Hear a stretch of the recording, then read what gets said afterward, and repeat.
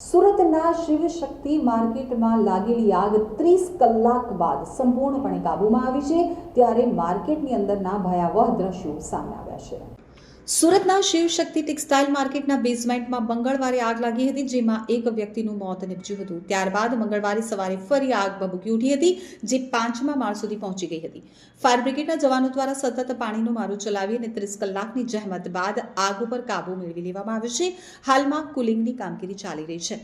આગ ઉપર કાબૂ મેળવી લેવામાં આવતા તંત્ર અને વેપારીઓએ રાહતનો શ્વાસ લીધો છે।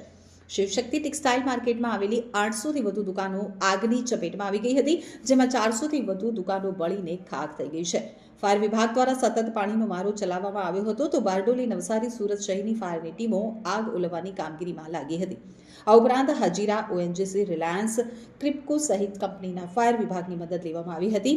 ભયાનક આગને લીધે ફાયર બ્રિગેડ પાસે પાણી પણ ખૂટી ગયું હતું, જેથી પાલિકાએ પોતાના અલગ અલગ વોટર વર્ક્સ, આજુબાજુના વિસ્તારો, હજીરા, નવસારીથી પાણીના ટેન્કરો મંગાવ્યા હતા। 3500 લીટર અને 10,000 લીટરના પાણીના ટેન્કરોથી બાજુની અભિષેક માર્કેટની અંડરગ્રાઉન્ડ ટાંકીમાં પાણી ઠાલવવામાં આવ્યું હતું। તો શિવશક્તિ માર્કેટમાં સતત બીજા દિવસે લાગેલી આગ ચર્ચાનો વિષય બની ગઈ છે। કેટલાક વેપારીઓ પાલિકાની કામગીરી સામે પ્રશ્નો ઉઠાવે છે, તો કેટલાક માર્કેટના સંચાલકો સામે ગંભીર આક્ષેપ કરી રહ્યા છે। કેટલાક એવી પણ ચર્ચા કરી રહ્યા છે કે આગ આકસ્મિક રીતે લાગી છે કે પછી કોઈએ લગાવી છે।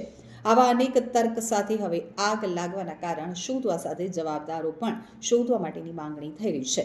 તો શિવશક્તિ માર્કેટ પાસે ફાયર એનઓસી છે, પરંતુ આગ કઈ રીતે લાગી અને આટલી વિકરાળ કઈ રીતે બની તે તપાસનો વિષય બને।